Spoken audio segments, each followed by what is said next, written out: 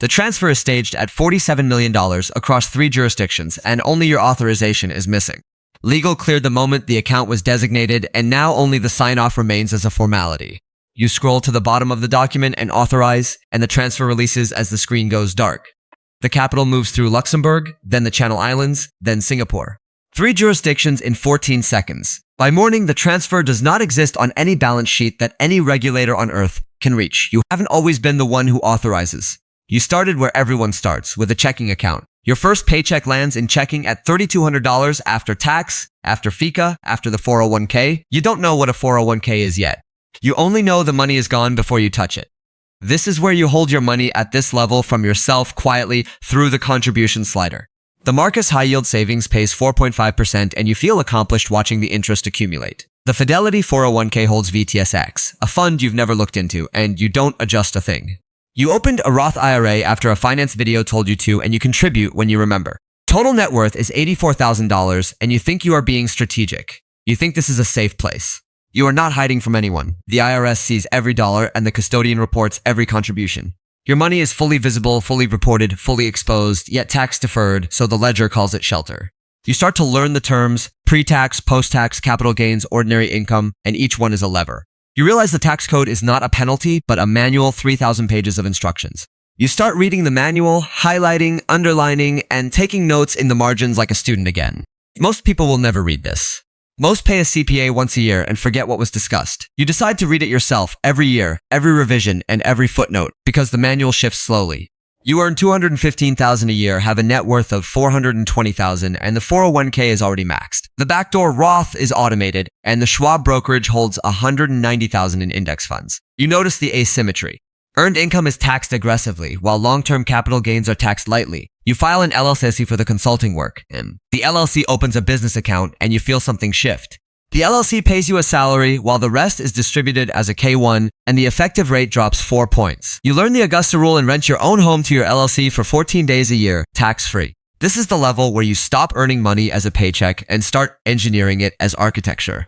You meet a certified financial planner with a $500,000 minimum, and he is courteous but uninterested. You are not a client, you are a prospect, and the polite smile is an invoice for next time.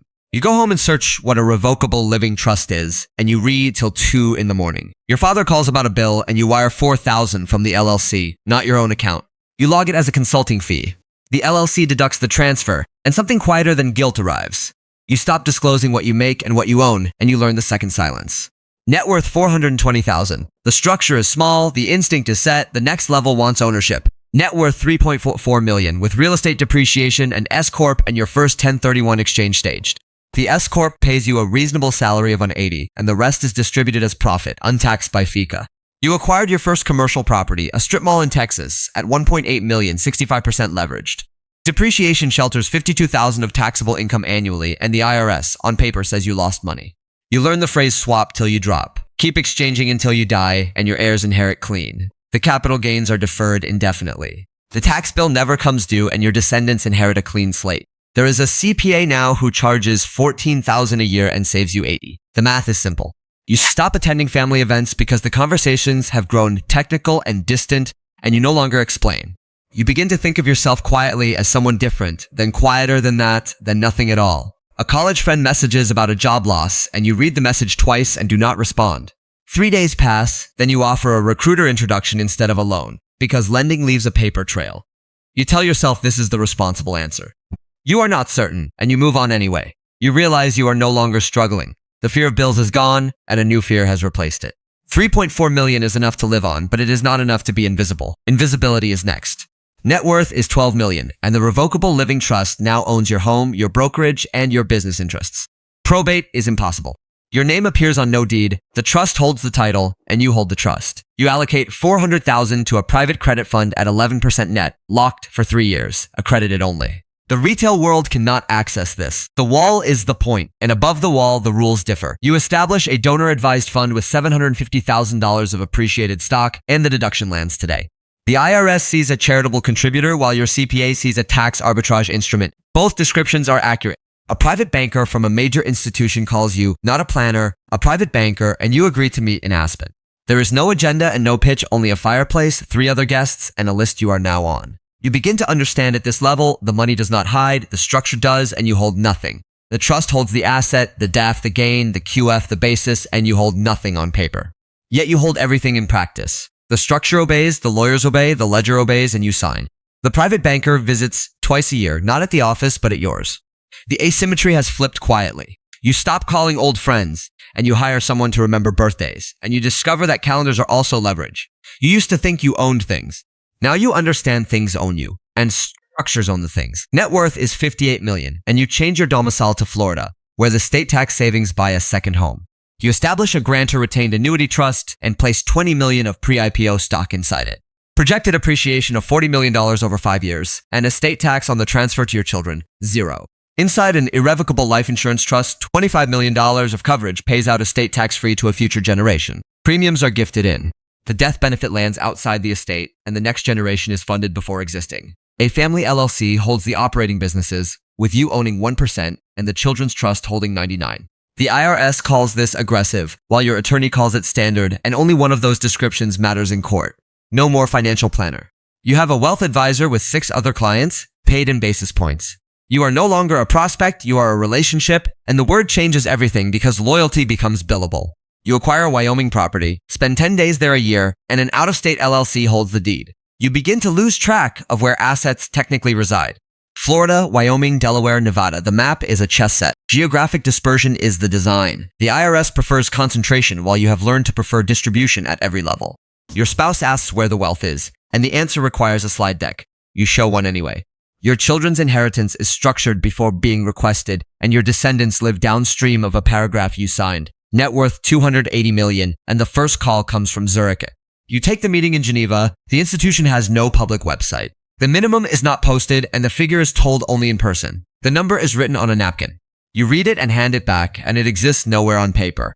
A Cook Islands Asset Protection Trust holds the bulk of your liquid wealth, and the jurisdiction recognizes no foreign judgments. A creditor would have to travel to Rarotonga and relitigate locally within a year. Most settle instead. A Cayman special purpose vehicle holds your private equity stakes with the fund itself structured as a Singapore VCC. The chain is 6 layers deep. Beneficial ownership is technically required, but the question is which jurisdiction is asking. You have not been audited in 9 years because probability is statistical and structure is deliberate. You stop carrying a wallet, stop driving yourself, and stop doing most things a previous version of you would do. Nobody around you knows what you actually own. Not your friends, not your siblings, sometimes not even your spouse. This does not feel like a problem. It feels like the design since no person holds the entire structure. Your liquid reserves sit in a numbered Geneva account with the number memorized and never recorded anywhere. You acquire a yacht because the family office advises it. You step aboard once and it remains as a structure. Net worth $280 million. None lives in your country, yet all of it responds when called. Net worth $1.4 billion. You hire a CIO who used to oversee a $4 billion endowment. The family office operates everything with 43 people working within it and no card on staff bears your name. The Dynasty Trust is structured in South Dakota. Perpetual duration, no state tax, no rule against perpetuities, forever. The wealth never transfers because legally it never moves. The trust outlives generations and you become a footnote. Your foundation distributes $80 million a year and the 5% requirement is met through grants to chosen institutions. The same institutions where your family name appears on the buildings. Philanthropy and naming rights ride the same form. You own a painting that does not live in your home. It sits in a Geneva Freeport vault, tax suspended. You have never seen the piece in person. Once a year, a paid photographer documents it for insurance. Wealth is no longer measured in dollars. It is measured in jurisdictions, in generations, and in structures. You stop checking balances because the numbers are too large to mean anything. You check the architecture instead. Your CIO has no office in your building, only an office in another building, and the relationship has inverted. Your descendants will not inherit money. Only a machine, and the machine inherits its own future indefinitely. A Manhattan penthouse stands unentered for 2 years, with staff still maintaining the floors and forwarding the mail. The wealth has become abstract. It moves without your hand on it and grows without your eye on it. Net worth undisclosed, estimated by people who estimate such things at over $11 billion, and the figure is irrelevant. A finance minister of a small European country calls, not for investment, but for a perspective on a yield curve. You share the opinion, the country incorporates it, and a bond auction reprices 6 hours later in your favor. There is no longer your money. Only a structure of 17 entities across 9 jurisdictions held nowhere whole. The whole shape exists only on 3 secure drives. Your attorneys hold pieces. Your CIO holds pieces. None hold all. You hold a deposit at a private facility most presidents do not know exists. It earns no interest, only permission. Your foundation co-funded a global initiative through a Liechtenstein vehicle, and the classification saved $400 million. You have not entered your home in 2 years, the office in 5. Yet your name remains on the door. Inside the office is empty. The chair unworn, the light off, and the structure functions without your presence. You are not, in any specific sense, anywhere. You are in the architecture, and the architecture holds anyway. The phone rings, but it is not urgent. At this level, nothing is urgent. The trades execute. The transfers settle. You do not answer. The call enters a system that routes the question, and the answer arrives without you. What does ultimate financial control cost? Privacy, trust, freedom, and the hands of people who once knew your first name. The architecture continues without you. It does not need you to live. It does not need you to die. Somewhere you walk into a glass tower carrying a small bag with $812 in checking. You open your first financial terminal. The characters flicker on and the spreadsheet looks like a simple cash flow. $812 in checking, a 401k starting Friday, and you think this is all about salary. You think you are securing money in a Roth IRA, and you think the slider is your own clever decision.